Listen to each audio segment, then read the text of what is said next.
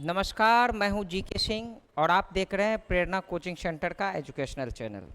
बच्चों, अभी हम लोग अध्ययन कर रहे हैं आपके 11th बायोलॉजी का पहला अध्याय, जिसका नाम है सजीव जगत का वर्गीकरण। हालांकि आज का ये हमारा 5वां वीडियो है।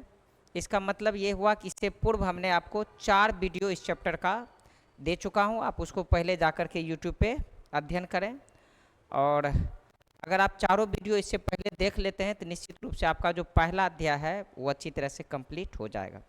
हालांकि आज ये हमारा अंतिम वीडियो होगा, जिसमें आज हम लोग इस वीडियो के माध्यम से एक टॉपिक का अध्ययन करेंगे जिसका नाम है 5 जगत वर्गीकरण के लाभ।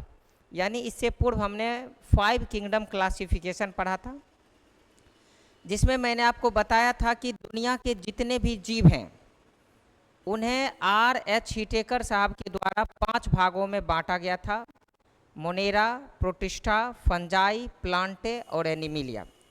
और उन 5 वर्गों के आधार पे दुनिया के सभी जीवों को R.H. हिटेकर के द्वारा 1969 ईस्वी में 5 अलग अलग कैटेगरी में रखा गया था, और इस विभाजन का नाम दिया गया था 5 जगत वर्गीकरण।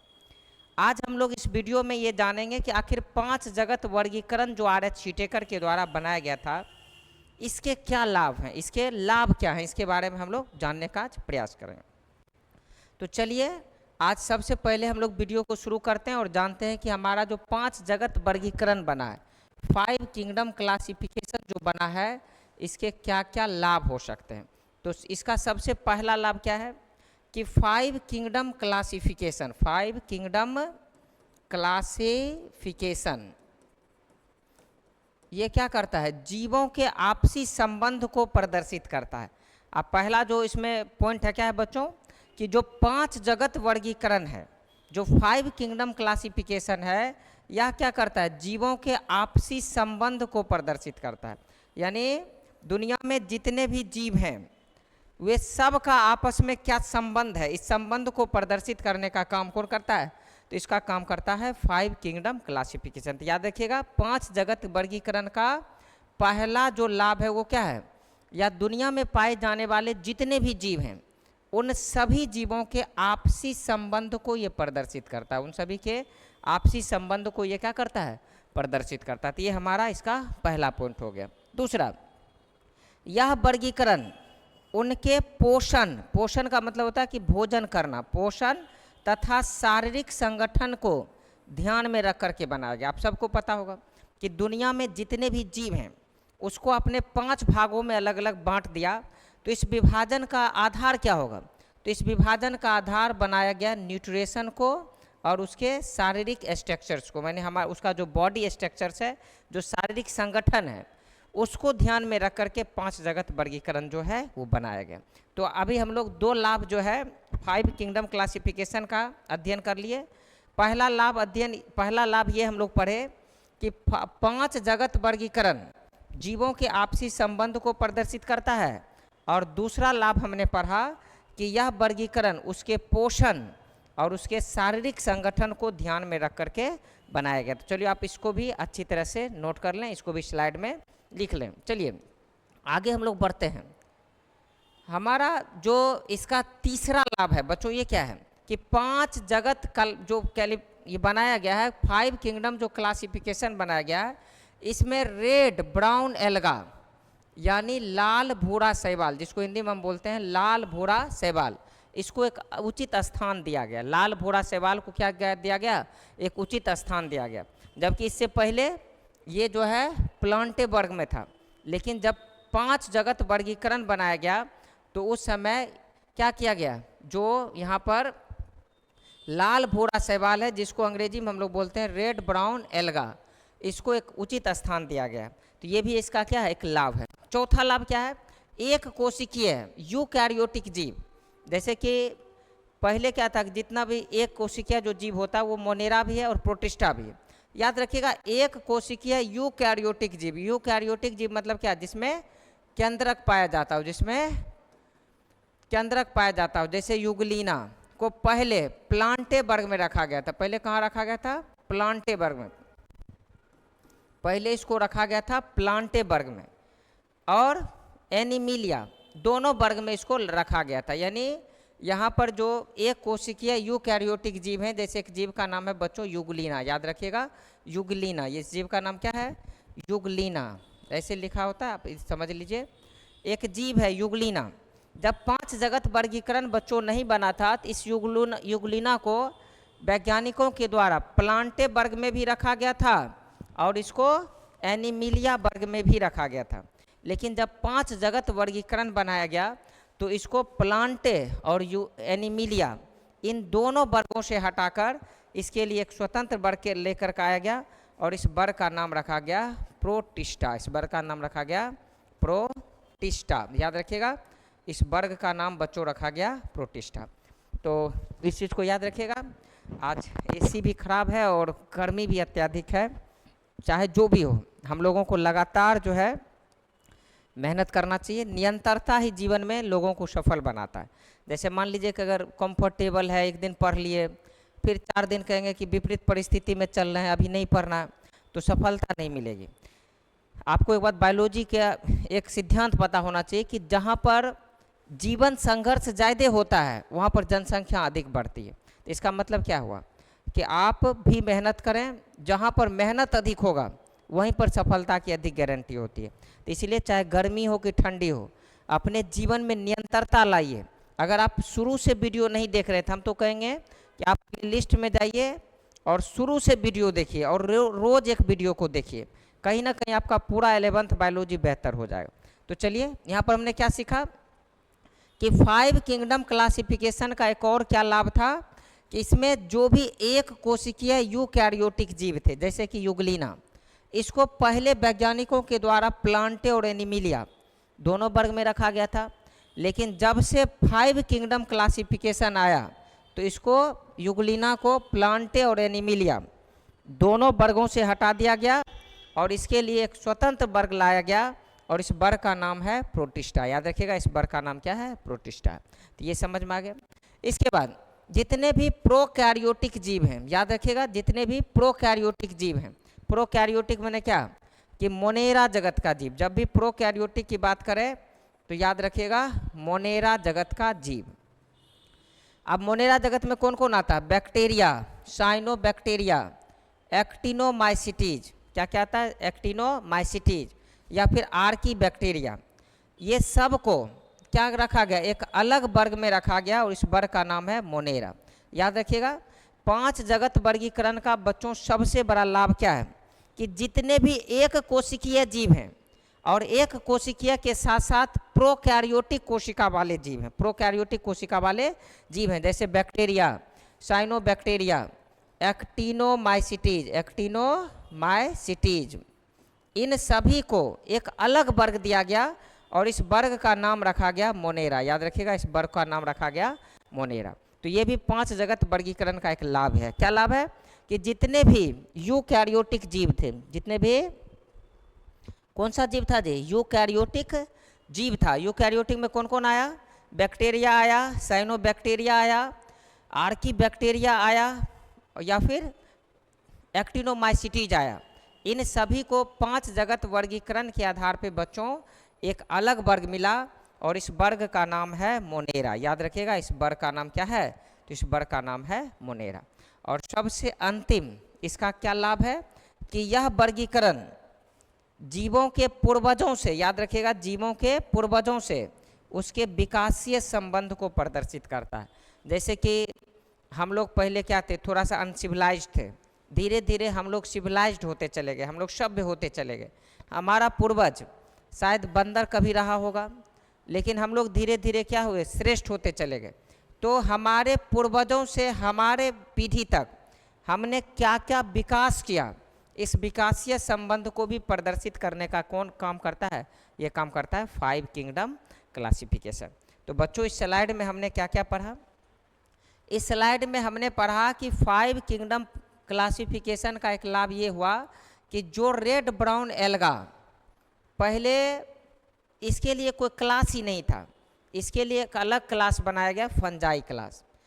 इसी तरह से कुछ यूकैरियोटिक एक कोशिकीय जीव जैसे युगलीना, जिसको वैज्ञानिक ने प्लांटे और एनिमिलिया दोनों वर्ग में रखा था, लेकिन बाद में पता चला कि ना तो ये प्लांटे है ना ये एनिमिलिया है, इसके लिए एक अलग वर्ग बनाया गया जिसका नाम रखा गया प्रोटिस्टा। ऐसे ही प्रोकैरियोटिक जितने भी एक कोशिकीय जीव हैं, जैसे कि बैक्टीरिया, साइनोबैक्टीरिया, एक्टिनोमाइसिटीज, आर्कीबैक्टीरिया, इन सभी को एक अलग वर्ग में रखा गया और इस वर्ग का नाम रखा गया मोनेरा। इस वर्ग का नाम रखा गया बच्चों मोनेरा। और सबसे लास्ट में हमने पढ़ा कि वर्गीकरण की जो यह पद्धति है ये जीवों के पूर्वजों से उसके विकासीय संबंध को प्रदर्शित करता है। यानी जीवों के पूर्वजों से उसके विकासीय संबंध को प्रदर्शित करने का काम कौन करता है? तो ये काम करता है 5 किंगडम क्लासिफिकेशन। याद रखिएगा, 5 जगत वर्गीकरण जो है वो जीवों के पूर्वजों से विकासीय संबंध को प्रदर्शित करने का काम करता है। तो इस तरह से हमने जान लिया कि 5 जगत वर्गीकरण के क्या क्या लाभ हैं। और आज के लिए हमारा जो अंतिम टॉपिक होगा, यानी आपका क्लासिफिकेशन ऑफ लिविंग वर्ल्ड का जो अंतिम टॉपिक होगा वो है वर्गीकरण के साधन। बच्चों यहाँ पर क्या लिखा गया है? वर्गीकरण के साधन। इंग्लिश तो मोनी गलत लिखबे करती है। वर्गीकरण के साधन यानी हमने जो दुनिया के सभी जीवों को 5 भागों में बांट दिया, Monera, protista, fungi, Plantae, Animalia. अब इनको अगर आपको देखना हो तो इसको आप देखने के लिए कोई ऐसा साधन बताइए जहाँ पर आपको ये सभी चीज़ें जो है आसानी से देखने को मिल सकता हो। जैसे कि अभी भी हम आपको बोले कि आपको एक होमवर्क हमने दिया कि 5 जगत के एक एक जीव का पिक्चर बना करके लाइए। तो आप पिक्चर बनाने के लिए इन चीज़ों को आपको देखना पड़ेगा। अब बहुत सारे ऐसे जीव हैं जो सूक्ष्मदर्शी हैं, जो आपकी आंखों से दिखाई नहीं पड़ रहा, उसे देखने के लिए माइक्रोस्कोप की आवश्यकता पड़ती है। हालांकि हमारे पुस्तक में, हमारे इंटरनेट पे या फिर अन्य बहुत सारे जगह पर इसका साक्ष्य आपको देखने को मिलेगा, लेकिन वास्तव में वो हमारी खुली आंखों से नहीं दिख पाता। तो वर्गीकरण का मतलब क्या हुआ? वर्गीकरण के साधन का मतलब ये हुआ कि वे सुविधाएं जो जीवों के वर्गीकरण में सहायक हो उसे वर्गीकरण का हम लोग साधन बोलते हैं। जैसे मान लो कि वो स्थान जहाँ पर आपको बहुत सारे जीव देखने को मिले और उन सभी जीवों में अगर आप अंतर कर पाते हैं तो इस प्रक्रिया को हम लोग बोलेंगे वर्गीकरण का साधन। तो ये क्या क्या साधन हो सकता है? तो अजायब घर हो सकता है। अजायब घर मतलब तो म्यूजियम। अगर आप बायोलॉजी से रिलेटेड म्यूजियम में जाते हैं तो आपको वहाँ पर सभी जीवों के साक्ष्य देखने को मिल सकते हैं। वहाँ पर बहुत सारे पेड़ पौधे के भी नमूने देखने को मिलेंगे, बहुत सारे जीव जंतुओं के भी अवशेष देखने को मिलेंगे, बहुत सारे अलग अलग टाइप के जो जीव हैं जो हमारे पृथ्वी पर वर्तमान समय में विलुप्त भी हो चुका है, वो सभी चीज़ भी आपको अजायब घर में देखने को मिल सकता है। आप चले जाइए वनस्पति उद्यान, जहाँ पर आपको पौधे की अलग अलग प्रकार की वैरायटीज़ देखने को मिल सकती है। अलग अलग टाइप्स के पौधे आपको वहाँ पर देखने को मिल सकते हैं। ये भी हमारा वर्गीकरण का एक साधन हो सकता है। या चले जाइए आप जैविक उद्यान। आपको पता है जैसे कि हमारे भी बिहार में एक जैविक उद्यान है जिसका नाम संजय गांधी जैविक उद्यान था, अब उसका नाम बदल दिया गया है। और क्या नया नाम रखा है वो आप हमें कमेंट करके बताएं। यहाँ पर आपको रंग बिरंग के आपको पशु पक्षी देखने को मिल सकते हैं।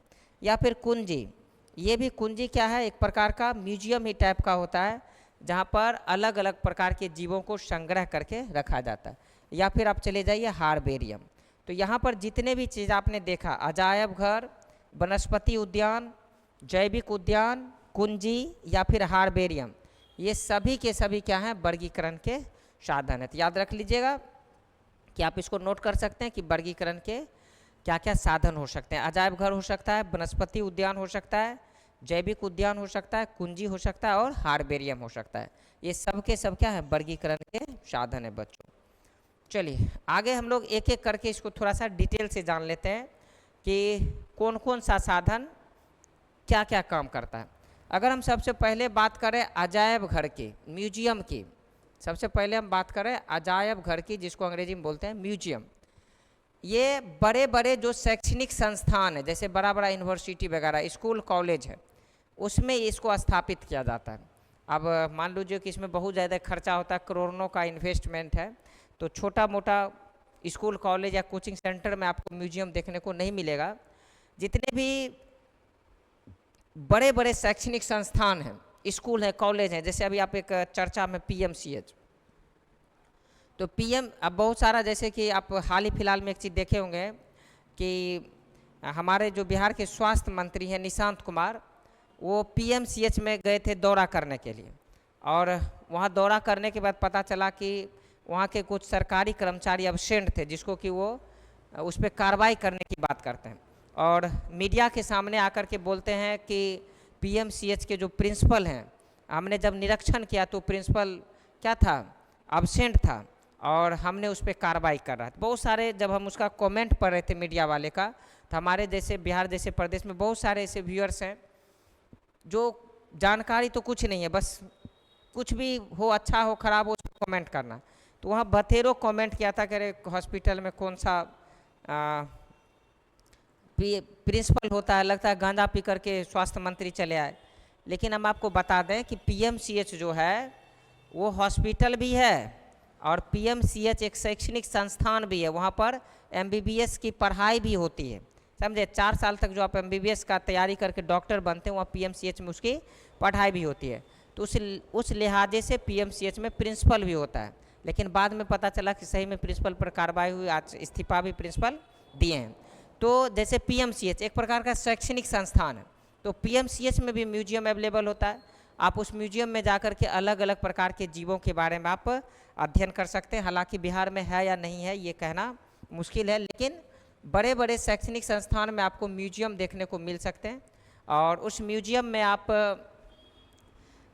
अलग अलग प्रकार के जीवों का अध्ययन भी कर सकते हैं, जीवों का वर्गीकरण भी कर सकते हैं।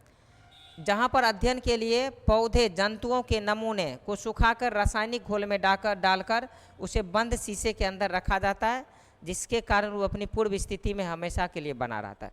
जैसे मान लो कोई जीव है, अब उसको जंगल में हमको नहीं देख पाने में संभव है। अगर हम जंगल जाते हैं तो वहाँ सुरक्षा की भी कमी होती है, और एक्सपेंस भी ज़्यादा होता है, खर्च भी ज़्यादा होता है। तो ऐसे म्यूजियम में ऐसे ऐसे सभी जीव जंतुओं को सुखा करके घोल में डाल करके इसको रखा जाता है लोगों की प्रदर्शनी के लिए, ताकि लंबे समय तक जो है ये ज्यों का त्यों बना रहे। तो ये जो म्यूजियम है ये भी वर्गीकरण का एक साधन हो गया। दूसरा साधन है जैविक उद्यान। याद रखिएगा, दूसरा जो साधन है वो है जैविक उद्यान, जिसको हम लोग जूलॉजिकल गार्डन बोलते हैं। जैविक उद्यान वनों में पाए जाने वाले जानवरों को घेरे या पिंजरे में रखा जाता है। याद रखिए, जैसे आप चिड़ियाघर गए होंगे तो आप देखे होंगे कि जंगल टाइप का बना कर रखा गया, कृत्रिम जंगल बना कर रखा गया शहर के बीचों बीच। अगर आप बाउंड्री से बाहर निकलते देखेंगे बहुत सारी गाड़ियाँ चल रही है, बड़े बड़े बिल्डिंग्स हैं, सब चीज़ देखने को मिलेगा। लेकिन अगर आप चिड़ियाघर के अंदर चले जाते हैं तो लगेगा कि सही में हम जंगल का सैर कर रहे हैं। तो ये जो जैविक उद्यान होता है बच्चों, ये मानव के द्वारा बनाया गया एक कृत्रिम जंगल होता है, आर्टिफिशियल फॉरेस्ट होता है, जिसमें पिंजरे या घेरा के भीतर जानवरों को रखा जाता है। जैसे शेर है तो लगभग समझिए बहुत बड़ा एरिया में शेर का घर बना कर रखता है, उसको घेर कर रखता है। तो इतना सुरक्षा दिया जाता है वो किसी भी परिस्थिति में लोगों के बीच ना आ जाए, जो दर्शक वहाँ देखने आए उसके बीच ना आ जाए।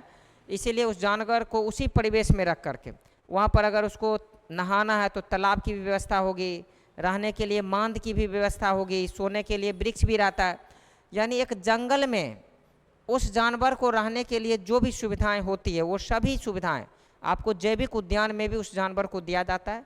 लेकिन उसको एक सुरक्षा घेरा में रखा जाता है ताकि वो डायरेक्ट मानव के संपर्क में ना आ जाए, जो वहाँ दर्शक जा रहा है उसके संपर्क में ना आ जाए। तो इसको हम लोग बोलते हैं जैविक उद्यान। आप यहाँ पर विभिन्न प्रकार के पशु पक्षी जीव जंतु इत्यादि को देख सकते हैं। यह भी वर्गीकरण का क्या है, साधन है। याद रखिएगा, ये भी हमारा वर्गीकरण का एक साधन है। अगला जो है वो है वनस्पति विज्ञान, वनस्पति गार्डन। वनस्पति गार्डन, गार्डन मतलब बगीचा, वनस्पति बगीचा, या फिर इसको आप वन भी कह सकते हैं, जो कि आर्टिफिशियल तरीके से बनाया गया, या वनस्पति उद्यान बोल सकते हैं। इसको शुद्ध हिंदी में हम लोग बोल सकते हैं वनस्पति उद्यान। देखिए, जैविक उद्यान में हमने क्या पढ़ा था, वहाँ पर जंगल जैसा परिवेश है और वहाँ पर बहुत सारे जीव भी रहते हैं। लेकिन जो वनस्पति विज्ञान होता है ये इसमें मैक्सिमम जो है वो रहता है पेड़ पौधे। मैक्सिमम क्या रहता है, पेड़ पौधे। हालांकि जब पेड़ पौधे रहेंगे तो बहुत सारे जीव जंतु वहाँ पर रहेंगे ही, लेकिन यहाँ पर मैक्सिमम जो रहता है वो पेड़ पौधे रहता है, यानी दुनिया के लगभग सभी प्रजाति के पेड़ पौधों को के कलेक्शन को वनस्पति विज्ञान में रखा जाता है लोगों के अध्ययन के लिए। क्या लिखा है? वनस्पति उद्यान में जीवित पौधे के को संग्रह किया जाता है। इस उद्यान में पौधों की स्पीसीज की पहचान की कराई जाती है। इसके लिए वहाँ पर QR कोड भी लगा रहता है। जैसे आप अभी जैसे आप बहुत बड़ा एक कोलकाता में है वनस्पति गार्डन, या फिर आप चले जाइए लखनऊ, वहाँ पर भी एक बहुत बड़ा वनस्पति गार्डन। यहाँ पर जाइएगा तो हजारों की संख्या में पौधों की स्पीसीज आपको देखने को मिलेगी। आप पूरा घूम रहे हैं, अब आपको पता कैसे चलेगा कि कौन सा पौधा किस स्पीसीज का है, इसके क्या क्या गुण है, इसके क्या क्या फीचर्स हैं।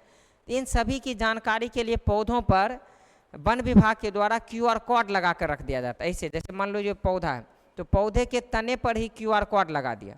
अब पहले ही आपको फॉरेस्ट डिपार्टमेंट यानी जहाँ पर आप घुसते हैं तो वो एक ऐप डाउनलोड करवा देता है, और जो ही इस पर आप QR कोड करते हैं तो आपके मोबाइल में उस पौधे की पूरी जानकारी आ जाती है। तो आप आसानी से क्या कर सकते हैं, उस पौधे के बारे में अध्ययन कर सकते हैं। तो वनस्पति विज्ञान क्या है, वनस्पति उद्यान क्या है? एक प्रकार का नेचुरल या आर्टिफिशियल दोनों का मिक्सअप एक बगीचा होता है, जिसमें हजारों की संख्या में पेड़ पौधे लगाए जाते हैं, अलग अलग स्पीसीज के पेड़ पौधे लगाए जाते हैं। और यहाँ पर जो लोग घूमने आता है उसको विभिन्न प्रकार के पौधों से परिचय करवाया जाता है, तो जिसको हम लोग बोलते हैं वनस्पति उद्यान, याद रखिए। चौथा है हार्बेरियम। वनस्पति संग्रहालय में पेड़ पौधे के एकत्र को नमूने को सुखाकर कागज के शीट में दबा दिया जाता है और इसे लंबे समय तक संरक्षित करके रखा जाता है, जिसको हम लोग बोलते हैं हार्बेरियम। देखो हार्बेरियम क्या है बच्चों, कि जैसे मान लो कोई पौधा या कोई, उसको क्या किया, कागज के शीट पर रख करके अच्छी तरह से दबा दिया, और जब उसको कागज के शीट पर रख करके अच्छी तरह से दबा देते हैं तो उसकी आकृति जो है ना शीट में उखड़ जाती है, और उस शीट को रख करके अलग अलग पेड़ पौधों के बारे में जानकारियाँ देने वाला जो केंद्र होता है, उस केंद्र को बच्चों हम लोग बोलते हैं हार्बेरियम। याद रखिएगा, उसको हम लोग बोलते हैं हार्बेरियम। और सबसे लास्ट में आता है कुंजी।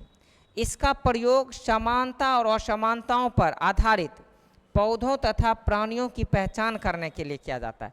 तो एक प्रकार का ये भी क्या है, म्यूजियम टाइप का है, हार्बेरियम टाइप का ही है, जहाँ पर अलग अलग प्रकार के पौधे या जीव जंतु को रखा जाता है। अब मान लो कि कुछ जीव जंतु ऐसे होते हैं जिसमें अंतर कर पाना बड़ा मुश्किल है, तो यहाँ पर इन दोनों पौधों में अंतर करके समानता और असमानता को प्रदर्शित करने के लिए एक स्थान बनाया गया, जिसको हम लोग बोलते हैं कुंजी। तो हमने कुल मिलाकर के 5 ऐसे साधन पढ़े जिसको कि हम लोग वर्गीकरण का साधन मान सकते हैं। और इस प्रकार हमारा जो पहला अध्याय था, जिसका नाम था सजीव जगत का वर्गीकरण, वो कंप्लीट होता है। हालांकि वीडियो ख़त्म करने से पहले हम आपको बता दें कि सजीव जगत के वर्गीकरण में ही हमने समस्त जीवों को 5 भागों में विभाजित किया है: मोनेरा, प्रोटिस्टा, फंजाई, प्लांटे और एनिमिलिया। तो इसका मतलब ये हो गया कि हम लोग सभी जगत पे, यानी मोनेरा पे अलग, प्रोटिस्टा पे अलग, फंजाई पे अलग, प्लांटे पे अलग और एनिमिलिया पे अलग एक एक चैप्टर बनाकर रखे हैं, और उस चैप्टर को भी हम लोग एक एक करके वीडियो लेकर के आएंगे। हालांकि हमारा ये 11th बायोलॉजी का जैसे आपके क्लास में पढ़ा रहे हैं उसके अनुसार दूसरा अध्याय समाप्त हुआ, चूँकि पहला अध्याय हमने जीवन क्या है बताया था, और दूसरा अध्याय हम लोग शुरू किए थे सजीव जगत का वर्गीकरण, यानी आपके 11th बायोलॉजी का 2 चैप्टर हमने ख़त्म कर दिया। हालांकि अगर आप NCERT पढ़िएगा तो ये सभी एक ही यूनिट में आएगा, जिसका नाम है सजीव जगत का वर्गीकरण। तो चलिए हम लोग अब आपसे तीसरे अध्याय यानी जगत मोनेरा, किंगडम मोनेरा के साथ जुड़ेंगे, और वहाँ से हम लोग अच्छी तरह से बायोलॉजी का अध्ययन करेंगे। और आपसे यही अनुरोध होगा कि आप पहला चैप्टर जीवन क्या है उसका भी पूरा वीडियो देखिए, और ये जो दूसरा चैप्टर आज जो हमारा 5वां वीडियो ख़त्म हुआ है, इसका भी 1 से लेकर के 5 तक सभी वीडियो को देखिए। अगर आप वीडियो को अच्छी तरह से देखते हैं तो निश्चित रूप से आपकी 11th की तैयारी काफ़ी बेहतर होगी। आप सबको पता है कि 11th नहीं तो कंपटीशन नहीं। जिन जिन बच्चों का 11th कमज़ोर रहेगा वो नीट या फिर बायोलॉजी से रिलेटेड किसी भी एग्ज़ाम में अगर आप बैठते हैं तो आपको पछताने के अतिरिक्त कुछ और नहीं मिलेगा। लेकिन हमारे बिहार के लगभग 70% छात्र 11th में बायोलॉजी पढ़ते ही नहीं हैं। उसको लगता है कि चूँकि बोर्ड नहीं है, उसको लगता है कि किसी तरह से एग्ज़ाम सरकारी स्कूल में तो इसे भी पास हो जाना है। और 12th से देखा जाएगा। तो 12th में आप सिर्फ देख सकते हैं। अगर आप 12th को बेहतर बनाना चाहते हैं तो निश्चित रूप से 11th की ज़बरदस्त तैयारी कीजिए। बिना 11th की तैयारी का आपका 12th का तैयारी बच्चों नहीं हो सकता है। आज हम थोड़ा सा आपको मोटिवेशन भी इसलिए दे रहे हैं कि हमारा आज का वीडियो थोड़ा कम समय का ही बना होगा।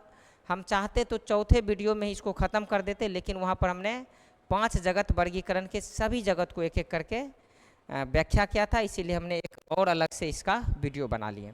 तो चलिए, आप लोग अपना विशेष ख्याल रखिए। हम मिलते हैं आपसे जल्द ही अगले वीडियो के साथ। तब तक के लिए नमस्कार।